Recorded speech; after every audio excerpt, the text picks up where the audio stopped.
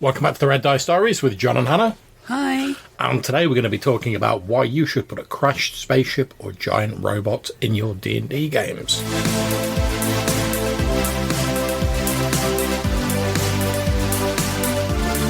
Okay, so you're probably thinking, surely D&D is a fantasy game, but robots and spaceships are sci-fi.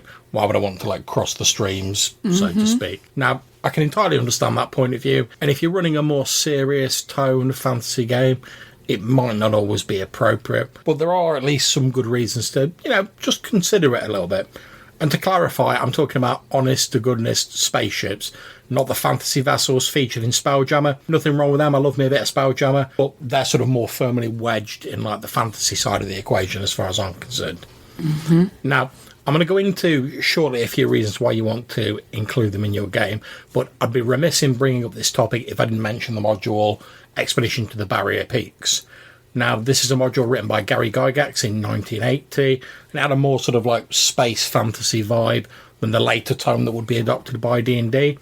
It takes place in a crashed spaceship where the crew have died of some sort of unspecified disease. The players have to contend with this monstrous menagerie on board the spaceship, robots, strangely coded access cards, as they're trying to sort of understand their surroundings through the lens of traditional fantasy D&D characters. Now, work began on this module in 1976 when TSR was working on the game Metamorphosis Alpha that would eventually become Gamma World. And in order to try and sort of get people ready for that sort of space/science fantasy vibe, they decided to put out a tournament module featuring a crashed spaceship based around sort of loosely on Castle Greyhawk, but it using the normal sort of D&D rules. And this scenario is what eventually became the Barrier Peaks. So, why should you be putting robots in your game? Okay, well, there's a number of reasons. The first one I'm going to go for is that it hints at a much wider world. Now, in our modern world, even though there's no conclusive proof that alien life exists, it's generally accepted that the probability of humans being the only life form in the universe are pretty remote. Now, how much more likely is there to be more sort of alien races in the D&D world where there's already hundreds of different species?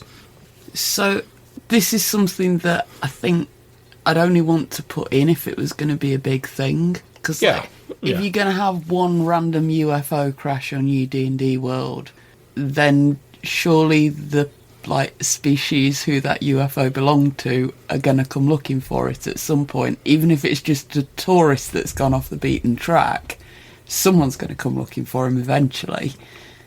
Yeah, but to use your analogy of a tourist, think of how many people on our own world go missing and don't get found. And then you multiply that out by how much space there is and how many planets there are. Yeah, there might be people out there looking for them, but what's the chances they're going to find this small world? And that's another thing I like about it. You only need to lean into it as much or as little as a concept as you want. Mm-hmm. So if you're a GM and you're like, oh yeah, I really want to get into that, so we're going to start off with one spaceship, then we're going to build up to more of them appearing, you can do that. You can make that a major theme of your campaign world. Whereas if you just want to go, there's a crash flying saucer there, that's it. And you never want to deal with any more of it. You just want it as a random sort of amusing little encounter or something a bit different. You can leave it at that as well. And no one's going to say, oh, it's not realistic that there's no other aliens turned up. Because it's well, yeah, but space is big. Another thing is, many people might say, well, all right, so I've got this ruined spaceship in my game. What if the PCs manage to get it working again? And they've got a spaceship under their control? Well, first thing I'd say is, what if they do? So what? I mean, if your PCs get hold of a working spaceship, it gives them the ability to move around, possibly leave your campaign world. However, it allows the GM to introduce all manner of new complications. How do they get food? Is there enough breathable air? How do they fly the ship? Is it fully functional? You only need to allow it to work or not as much as possible. If you don't want the spaceship to work, you can just say it's broken beyond all repair. Maybe they can get a few of the subsystems working, which you can represent as magical items. Because let's face it, you find a strange cylinder that when you activate it, projects a beam of light out of it. Sure, yeah, we'll recognise that as a ray gun, but you could use the rules for magic wands just as easily. Oh, magic wand runs out of charges. Oh, that's the battery pack for your laser gun. So you don't need to bring in any new mechanics. and you only need to lean into it as much as you want, as we said earlier. Now, if you don't want the spaceship to work, like I say, it can be broken beyond all repair. Maybe they can get some bits working, but the ship as a whole, you can just say no, it doesn't work. Plus, flying a spaceship would be pretty difficult anyway. I mean, think of how long astronauts in the real world spend training and all the support teams and all the technology that goes into that. And it doesn't always work, as we know from history.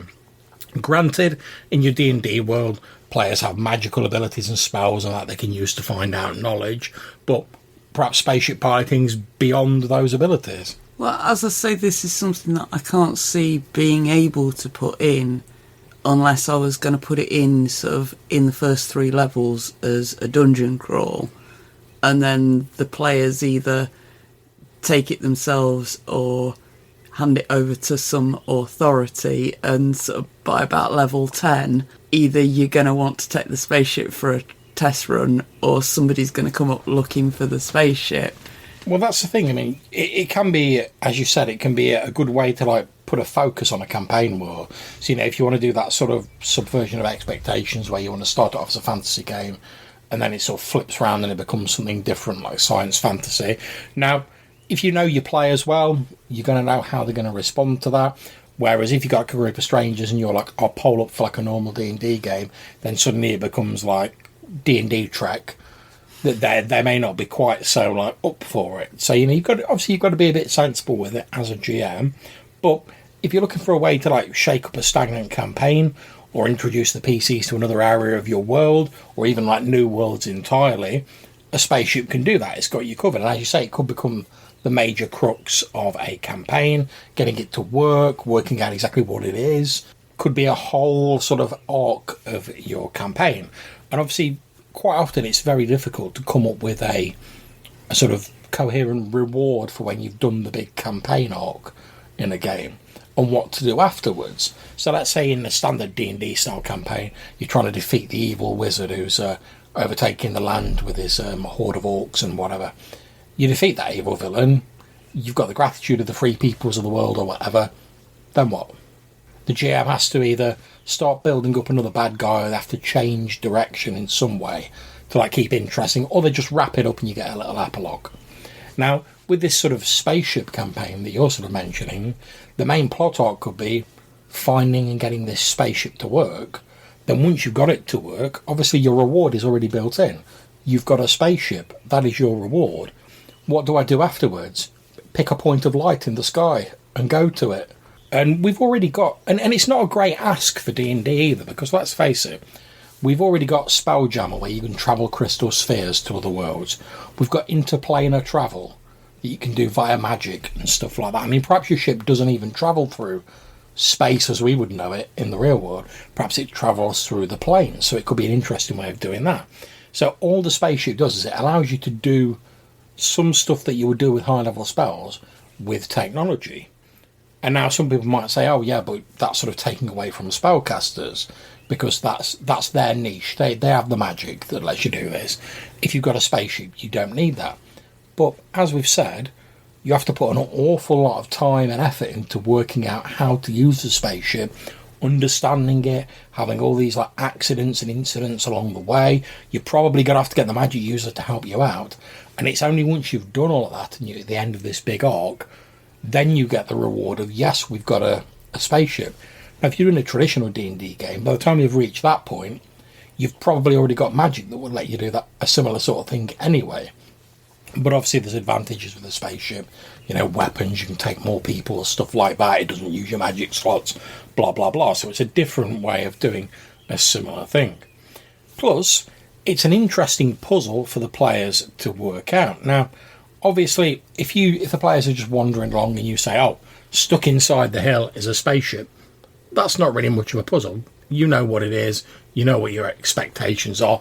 Happy days. However, if you describe just what they're seeing through the sort of lens and in terms of the language player characters will understand, it suddenly becomes more of a mystery. So it's not like the point of a rocket, it's a big metal tower. Exactly. Take, for instance, like the PCs may not know what wires are in terms of our modern context, but if you describe a wriggling variety of thin, smooth, multicoloured tendrils with a strange sheen on them, it suddenly becomes much more interesting.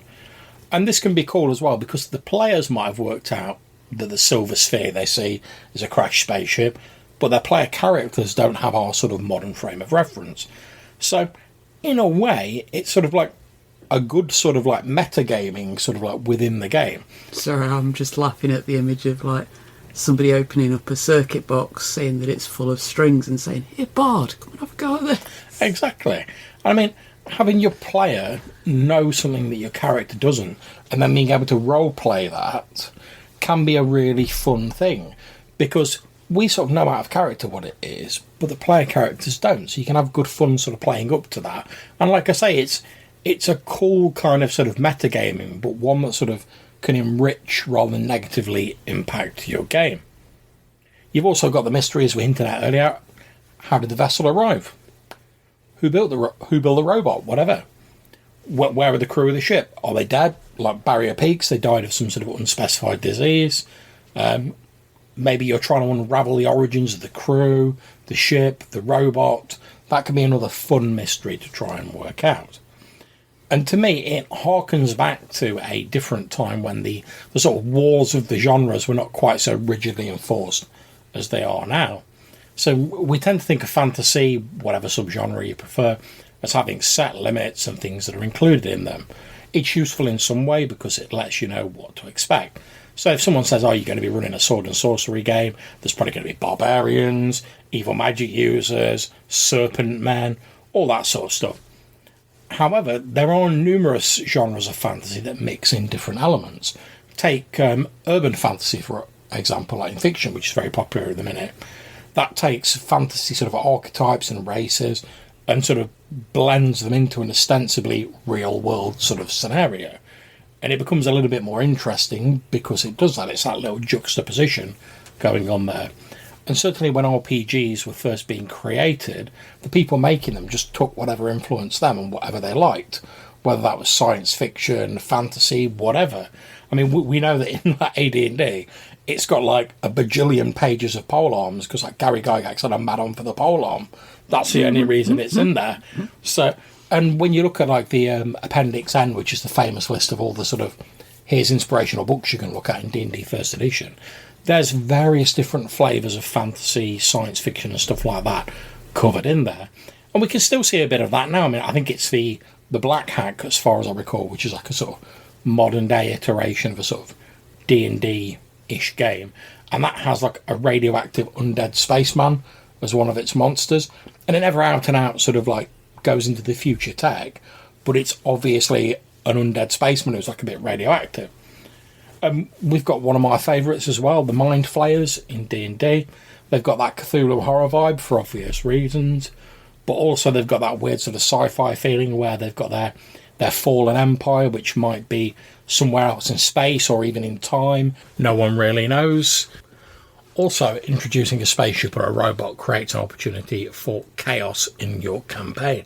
Now, obviously, this depends on like how willing you are to let players and things sort of mess up your campaign world, but in one of the previous campaigns I ran, one of my old school campaigns, I found a map online of like this sort of like giant mecha-like robot, and I just had it next to a mountain, and it was worshipped as a deity by the people of the village that were nestled around the bottom of it.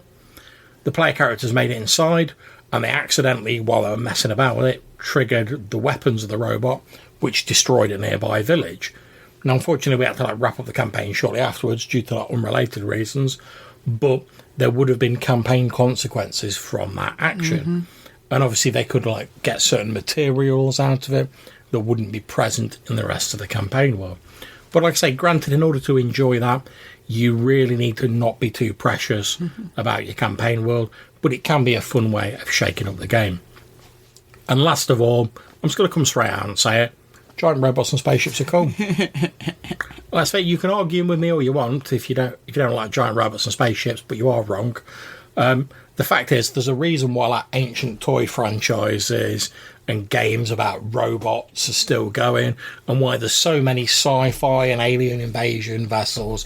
It scratches some particular like itch inside us that like we respond to.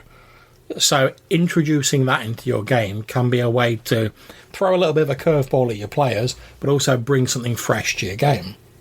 I suppose it's also a way to do a lot of stories that are like less easy to do now, where you've got different racial groups, whatever, using alien. You know, your campaign world, you've made peace between the elves and the dwarves.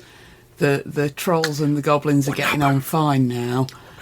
But then you've got a million new threats you can introduce from every star. That's it. If you've reached the point where like every race in your campaign world are like hippie peaceniks, they're all sitting down wearing like tie-dye t-shirts, playing acoustic guitar, singing "Oh baby, I love your way," and they're all getting on perfectly fine. That's grand, you know, if that's what you like, fair enough. But that doesn't give you much opportunity for like conflict, in my opinion. But like you say, you can introduce these other threats from elsewhere, and if you've already faced the biggest horror or the biggest baddie of your campaign world and you've beaten them, as we said earlier, it's very difficult to then build up another bad guy to be an equal threat. I mean, take for example, I've sort of mentioned this a number of times, not in this episode but previously. Take the Marvel film franchises. They built up sort of Thanos as this like big bad guy. They did Endgame. They defeated the bad guy. Great, happy days, everyone loved the film, quality. But now, when they come in to like do more films, where do they go from there? Because you spent years setting up Thanos. If you just parachute another baddie in, no one's going to give a shit. Whereas if you go back to like stage one and start building up slowly again, everyone's going to be like, well, this isn't as good as the films we had a few weeks ago. Well, someone was saying something similar about the Wakanda in the Marvel franchise. The way they appear and they're like, oh yeah, we're going to help people all over the world. But you don't actually see much help going on. I mean, I've not watched much of the Marvel stuff. Yeah, I mean, to be fair, I've got to admit, after sort of Endgame, I was like, do you know what? It's called Endgame. I'm fine. I'm done now. That's it. I was holding on to see Thanos turned up. He turned up. There was a couple of great films. Cracking. Now they're like, oh, what about a new Spider-Man film? I'm like, I'm good, Marvel. It's fine. Oh, but Mysterio's in it. And what? Not really bothered. I'm sure there'll be some Marvel films that I will enjoy coming out, like a bit of Guardians of the Galaxy or whatever. But it's very difficult once you've done that ultimate bad guy to go somewhere else. And like, as we said earlier, you could always wrap up the campaign and be like, that's it, it's done. But if you want to go on, if you beat the biggest bad guy on your world, what about other worlds? What about other planes? What about places beyond your campaign world? And if you don't want your players travelling to these other areas, what about bringing them to your campaign world? Like I said, like a crashed spaceship or like a robot or something like that. Maybe something has occurred and like an alien race, you know, maybe like the bugs out of Starship Troopers lands on your campaign world and starts trying to take over the campaign world. And suddenly you've got to deal with an entirely like alien race which isn't like anything you've encountered in your campaign world previously. And that could be a way of shaking it up and giving like a new lease of life to a campaign which otherwise might be sort of struggling along after it had finished its initial run. It's like that whole thing of, you know, when you see TV shows and they have like a plot arc that's already written out, then they finish that plot arc and you think, oh, it's probably going to get cancelled. And then like the studio are like, that was pretty popular. Just reverse that dump truck of money up. Beep, beep, beep, beep. And they're like, all right, yeah, we need to do some more series of this. Let's get going. But because they've had that initial sort of arc has already been done and everything's already been like wrapped up as much as they can, it's then very difficult to keep the same amount of momentum going. Yeah, Supernatural being case in point for that. Exactly. I think they originally had 3 or maybe 5 seasons planned. Yeah, and it came back around again every now and then, but... And as you know, I enjoyed it up until the point they resolved the original plot with Lucifer, which I think was the original plot, and then I was like, great, it's done. I'm fine. But they had the problem afterwards, so they were like, oh, right, we beat Lucifer, right, we've got to come up with a slightly more powerful bad guy. right, we beat that bad guy, now we're going to come with a slightly more powerful bad guy. Till you get to the end where they're like, oh, literally God's like the only person we can have and beat now. And that's how they wrapped it up, which is fine. I know people love the show, and I've enjoyed episodes of it. Great fun. But how did we get on to ranting about power creep? Well, because we're talking about instead of just making the bad guy more powerful, you could use something like a crashed spaceship or alien races to just shift the focus a bit. So this alien race you're coming up against, they don't necessarily have to be more powerful than the last bad guy, but they just have to be different. And because they're coming from outside and they're potentially a bit more sort of science fantasy style, they will feel different. And also you don't have the whole like problem of like, oh, so it's like a new warlord's like popped up with like another undefeatable army. Where's he been? How's he been getting that big army together and like no one's ever heard of him? That doesn't make any sense. Whereas if you're like alien race landing, where have they been? In space. They've only just arrived here, so it solves that problem. And as we're saying, it might not be for everyone's game, but there's a few reasons why you should seriously consider putting a spaceship or a giant robot in your games. Now, you might want to get in touch with us. Maybe you'd love to tell us how you put a spaceship or a robot in your fantasy games. Perhaps you think I'm talking a load of old tosh and you want to ring in and tell me so. Feel free. You can do so in a couple of ways. You can leave us a voicemail message using SpeakPipe, link down below, or you can use our old Anchor account to leave us a message. Again, link in the description of this show. Or if you want to send us an email, you can do so at rddrpgpodcast@gmail.com. Until we see you next time, take care, stay safe, and keep gaming. Bye.